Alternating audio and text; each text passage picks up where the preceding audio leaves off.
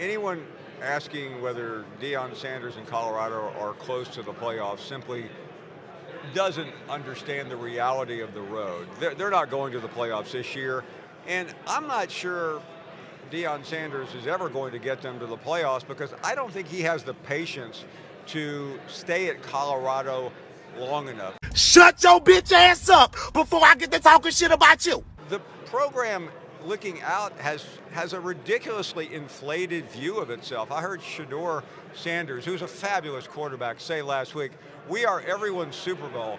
Shedeur, you are not. You are an easy win. And quite frankly, you haven't done anything since other than crash and burn. So I know that the media loves this story. We fall all over ourselves. But Colorado isn't important in college football. Colorado is nothing. They don't matter. They're irrelevant in the big picture of college football. I went in the locker room trying to show him love. He dissed me. He threw shade at me. I'm like, what the fuck I do? You ready, B? You feel me? Like, if he played half the clip. His little minions over here trashing me and shit. I'm like, oh, whatever. Me, I'm trying young to B, cruising down the west side. Nigga, who the fuck are you? Like, who are you?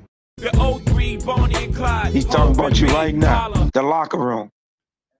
He said all the players are trash. So if you guys been living under a rock, man, you wouldn't know that Deion Sanders and the Colorado Buffaloes, they're actually 6-2 right now with a chance, believe it or not, to sneak into the college football playoff and possibly play for a national title this year. It sounds crazy, but yeah, man, that's actually the situation that's going on right now. Now, Paul Finebaum, man, this dude, he was extremely critical of Deion Sanders, as you guys heard from the clip to start the show, right? He's been extremely critical. He started off the year saying that, Deion Sanders and the Buffaloes were not relevant in terms of, college football, and Deion Sanders, Shedeur Sanders, Travis Hunter, these guys, along with the rest of the football team, I mean, they have put together an impressive season thus far. Like I said, they are ranked right now nationally, I think at number 21 in the nation. And I think the College Football Playoff Committee just released their playoff rankings, and the Buffaloes came in at number 20 on those rankings. So there is definitely a chance, ladies and gentlemen, that Colorado sneaks into the college football playoffs. They would probably need to win out, but their destiny is kind of in their own hands.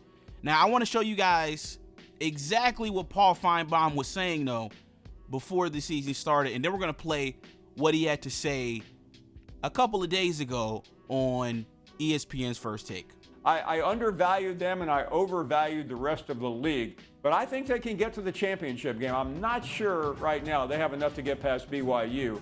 But I think if they did, Stephen A., we're talking about one of the greatest, most significant and important college football stories of all time. I'm about to annoy the living hell out of Doggy for what I'm about to say, but it's important that I say it.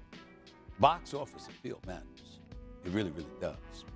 And when you look at prime time, it's one thing for him to be the face of the institution and to be the draw that he has unquestionably proven to be.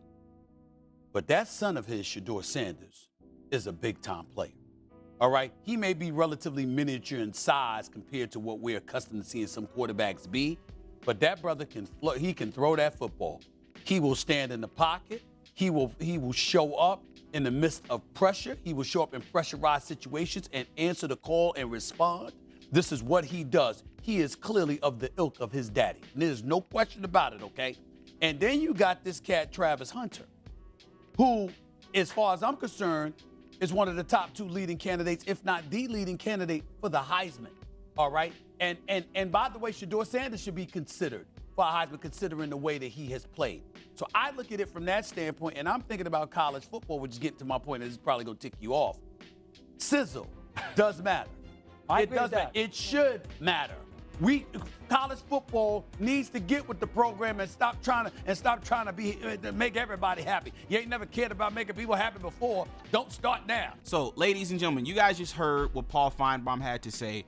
I came across an article from SportsIllustrated.com, and it says the college football playoff rankings for Week 11 bring a notable shift in the college football landscape. In only his second season, Deion Sanders has propelled the Buffaloes to a number 20 ranking, marking an unexpected triumph outside the 12-team college football playoff format. This ranking reflects the impressive strides the Buffaloes have made under Sanders' leadership, even as skepticism persists, notably from ESPN's Paul Finebaum.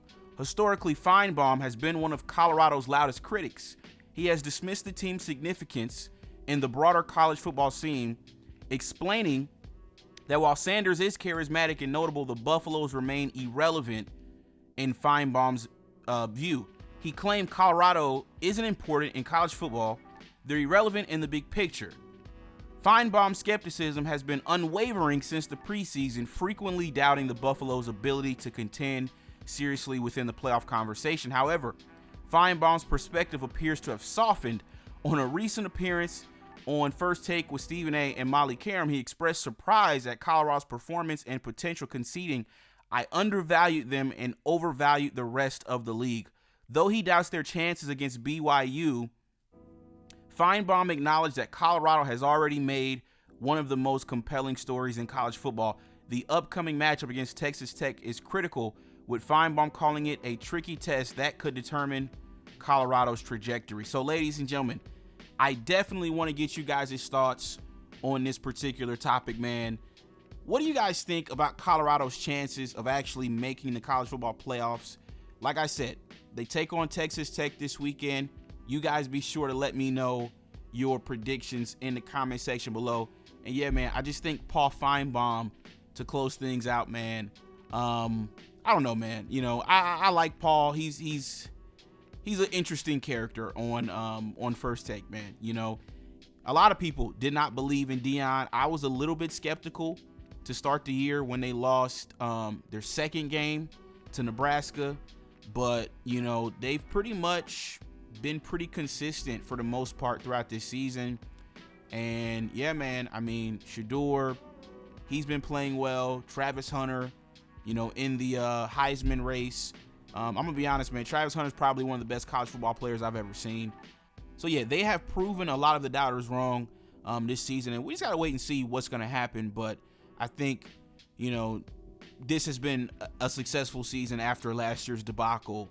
I think they went 4-8 last year, you know, after winning their first 3 games. So for them to be eligible now for a bowl game, it says a lot about Deion Sanders, not only his ability to coach, but also his ability to recruit. So that's really all I got, ladies and gentlemen. I will catch you guys on the next one. This was another installment of The Locker Room. Peace.